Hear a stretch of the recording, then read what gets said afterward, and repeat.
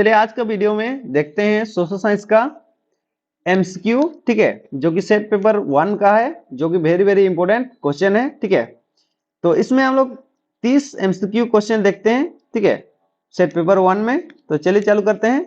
देखिए, निम्नलिखित में से कौन जैव संसाधन का उदाहरण है? कौन है? मनुष्य। ठीक है, जैव संसाधन मतलब जिसके अंदर जीवन होता है उसको बोलते हैं जैव संसाधन। ठीक है, तो मनुष्य के अंदर जीवन होता है, पानी में तो जीवन नहीं होता है। इसमें लो आयस मतलब क्या? लोहा में तो जीवन नहीं होता है। सूर्य ताप, सूर्य ताप मतलब सूर्य के गर्मी में भी क्या होता है? जीवन नहीं होता है। ठीक है, तो जैव संसाधन बोलने से क्या होता है? जिसके अंदर जान होता है उसको बोलते हैं जैव संसाधन। तो जान किसके अंदर होता है? मनुष्य। ठीक है, तो सही आंसर हो गया मनुष्य। आगे बात करेंगे, ध्यान दीजिएगा। मानव जीवन की गुणवत्ता और विश्व शांति बनाए रखने के लिए संसाधनों का समाज में कैसा बंटवारा होना चाहिए? कैसा बंटवारा होना चाहिए? न्याय संगत। ठीक है, यानी कि पूरा दुनिया में अच्छा गुणवत्ता बनाए रखने के लिए, साथ ही शांति बनाए के रखने के लिए, कहां पे? पूरा दुनिया में। कैसे बंटवारा होना चाहिए पूरा समाज का? न्याय संगत, यानी कि सबके साथ क्या होना चाहिए? अच्छा न्याय होना चाहिए। ठीक है, इसको याद रखिएगा। कैसे बंटवारा होना चाहिए? न्याय संगत बंटवारा होना चाहिए। ठीक है, समझ में आ रहा है? बात सुनिए, आगे देखिए। अगला बात रहा 3 नंबर, निकोबारी। निकोबारी कबूतर किस जातियों के श्रेणी में आते हैं? तो निकोबारी कबूतर कौन सा जाति में आता है? आंसर है सी, स्थानीय स्थानिक जाति। कौन सा जाति में आता है? निकोबारी कबूतर स्थानिक जाति में आता है। ठीक है, याद रखिएगा, स्थानिक जाति में आता है। अगला बात चलेगा, ध्यान सुनिए। अगला है 4 नंबर, निम्न में से कौन सम्मिलित नहीं है? कौन सा सम्मिलित नहीं है? गंगा और क्या लिखा है? भकड़ा नगल परियोजना, ये दोनों क्या नहीं है? ये दोनों मिला हुआ नहीं है। ठीक है, समझ में आ रहा है? और देखिए यहाँ पे क्या लिखा है? टंका भूमिगत जल टैंक, इस ठीक है, ये दोनों क्या है? ये दोनों मिला हुआ है। ठीक है, और सुनिए, महानदी हीराकुंड परियोजना, तो महानदी है कि नहीं? हीराकुंड परियोजना है ना? ये है एक ठो हीराकुंड परियोजना, क्या है? महानदी है। ठीक है, लेकिन ये वाला जो ना मैच नहीं खा रहा है। कौन वाला? डी नंबर का। समझ में आ रहा है? और उसी प्रकार से देखो यहाँ पे सी नंबर में क्या है? इल्तुमिश। इल्तुमिश क्या है? हेजाक। ये सही मैच खा रहा है। ठीक है, लेकिन मैच कौन सा नहीं खा रहा है? डी नंबर में जो है ना, वो सही मैच नहीं खा रहा है, तो इसलिए ये वाला आंसर सही हो जाएगा। ठीक है, तो इसको याद रखिएगा बढ़िया से। ठीक है, ये वाला मैच नहीं हो रहा है। आगे बात करते हैं 5 नंबर। 5 नंबर में है, रबी फसल को किस ऋतु में बोया जाता है? बोया मतलब लगाना। ठीक है, क्या होता है? लगाना। तो रबी फसल को कौन सा मौसम में लगाते हैं? ऋतु का मतलब क्या होता है? मौसम। क्या होता है? मौसम। तो कौन सा मौसम लगाते हैं? शीत ऋतु में, यानी शीत का महीना में जो ना हम लोग क्या करते हैं? रबी फसल लगाते हैं। बोना का मतलब लगाना। ठीक है, याद रखिएगा, बढ़िया से याद रखिएगा। रबी फसल कब लगाते हैं? शीत ऋतु में, है ना? चलिए आगे बात करेंगे। सवाल नंबर 6। तो सवाल नंबर 6 रहा, चाय किस प्रकार की कृषि का उदाहरण है? तो चाय जो कृषि है वो किस प्रकार की कृषि का उदाहरण है? रोपण कृषि, यानी कि चाय का जो पेड़ पौधा सब मतलब पौधा सब होता है उसको कैसे लगाते हैं? रोपते हैं। तो याद रखिएगा, चाय किस प्रकार की कृषि का उदाहरण है? रोपण कृषि का उदाहरण है। ठीक है, रोपण मतलब क्या होता है? धान का जो लगाते हैं ना, उस प्रकार का जो कृषि होता है, उसी प्रकार से इसको चाय को भी करते हैं उसी प्रकार से, इसलिए उसको बोलते हैं क्या? रोपण कृषि। रोपण कृषि के अंदर आता है। आगे नेक्स्ट बात करेंगे 7 नंबर, झारखंड के गुआ और नौमुंडी में कौन सा खनिज पाया जाता है? कौन सा खनिज पाया जाता है? लोहा। यानी हम लोग का जो नौमुंडी है उसमें कौन सा चीज पाया जाता है? लोहा पाया जाता है। क्या पाया जाता है? लोहा आयस। समझ में आ रहा है? नौमुंडी क्षेत्र में कौन सा चीज पाया जाता है? लोहा। ठीक है, तो ध्यान दीजिएगा। हाँ, निम्न में से किसका परिवहन पाइपलाइन द्वारा होता है? तो किसका परिवहन? पानी का, कच्चा तेल का और पेट्रोल उत्पाद, यानी कि पाइपलाइन का मतलब क्या, पाइप बिछा के। परिवहन का मतलब क्या, परिवहन का मतलब होता है एक जगह से दूसरी जगह ले जाना, ठीक है। तो पानी को भी पाइप बिछा के लेते हैं, कच्चा तेल जो है उसको भी पाइप बिछा के लेते हैं, पेट्रोल को भी पाइप बिछा के लेते हैं कि नहीं लेते हैं, लेते हैं ना। तो याद रखिएगा कि पाइपलाइन के द्वारा हम किसको किसको लेते हैं, ये तीनों के तीनों सभी को लेते हैं, इसलिए सही आंसर हो गया क्या, डी नंबर, ठीक है, ध्यान दीजिएगा। तो बात करेंगे, देखिए अगला सवाल 9 नंबर सवाल, हमारे देश की 22 प्रमुख भाषाओं को संविधान की किस अनुसूची में रखा गया है, कौन सा अनुसूची में रखा गया है, 8वीं, ठीक है। मतलब हम लोग का जो भारत का जो अनुसूची है उसमें कौन सा स्थान में रखा गया है, 8वां स्थान में, ठीक है। संविधान में 22 भाषा को किस में रखा गया है, 22 भाषा को संविधान का 8वीं अनुसूची में रखा गया है, ठीक है। आगे बात करेंगे, स्थानिक शासन व्यवस्था में कितना पद महिलाओं के लिए आरक्षित है, आरक्षित मतलब क्या, रिजर्व होता है, रिजर्व, ठीक है। आरक्षित मतलब क्या होता है, रिजर्व, ठीक है। तो कितना टू, 1/3, ठीक है। स्थानीय याद रखिएगा 1/3 रहता है महिलाओं के लिए। आगे बात करेंगे, हाँ, तो अगला है 11 नंबर सवाल। 11 नंबर सवाल क्या रहा, अमेरिका में नागरिक अधिकार आंदोलन कब हुआ था। तो अमेरिका में नागरिक अधिकार आंदोलन कब हुआ था, 1954 से लेकर 1968 तक इसके बीच में हुआ था, ठीक है, ध्यान दीजिएगा। चलिए आगे, भारत के राज्यों की विधानसभाओं में महिलाओं का प्रतिनिधित्व कितना फीसदी है, कितना फीसदी है, 5% से कम, ठीक है।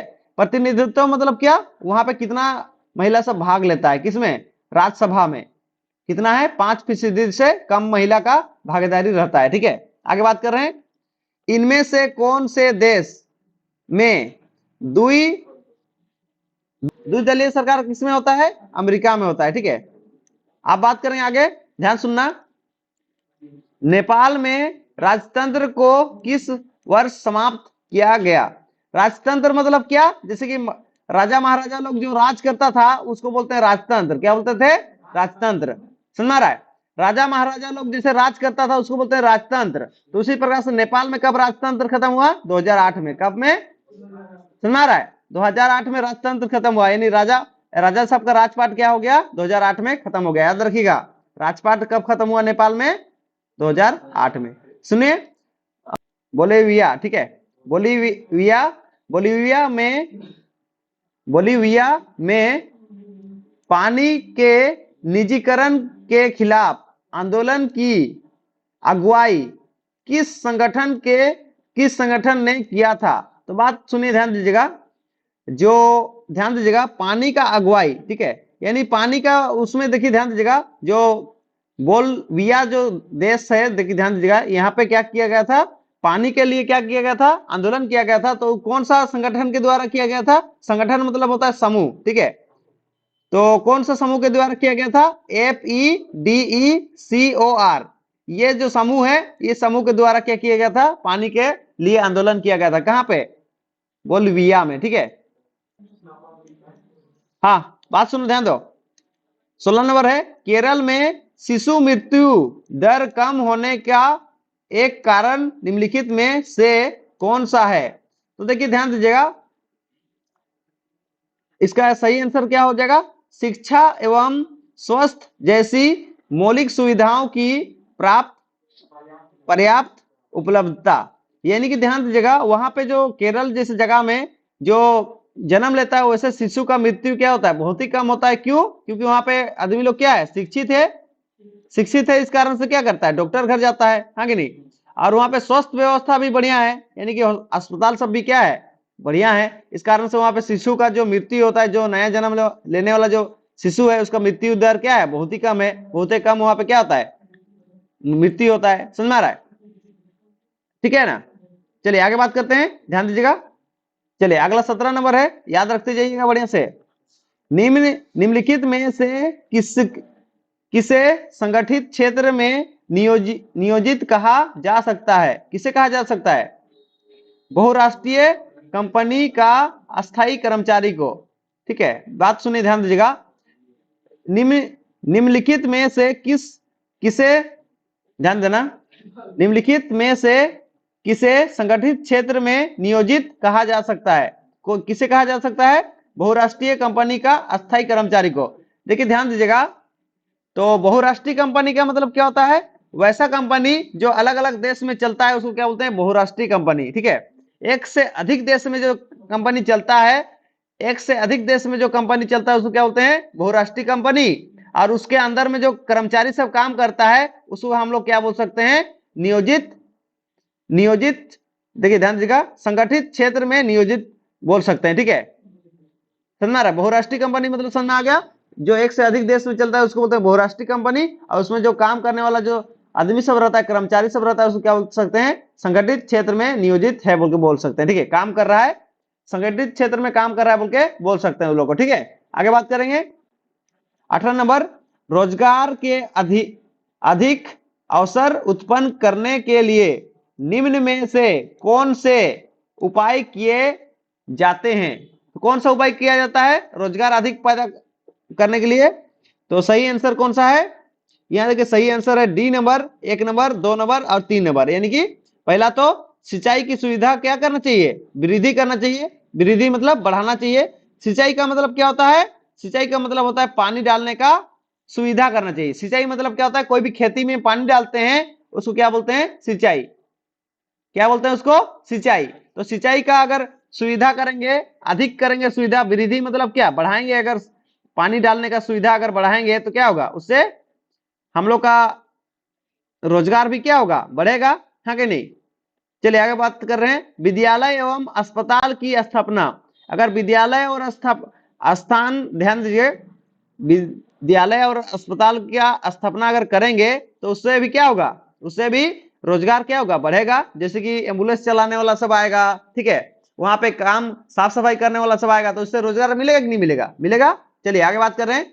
ठीक है, तो इसमें से तीनों के तीनों क्या है? सही है। इस कारण से ये डी नंबर में तीनों के तीनों लिखा है, इस कारण से ये वाला क्या हो गया? सही हो गया।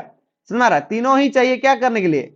आपका रोजगार करने के लिए। ठीक है, अब 19 नंबर देखिए, ध्यान दीजिएगा, फटाफट से देखिए। 19 नंबर है, निम्नलिखित में से कौन से एजेंसी भारत सरकार की ओर से क्या लिखा है? करेंसी नोट जारी करती है।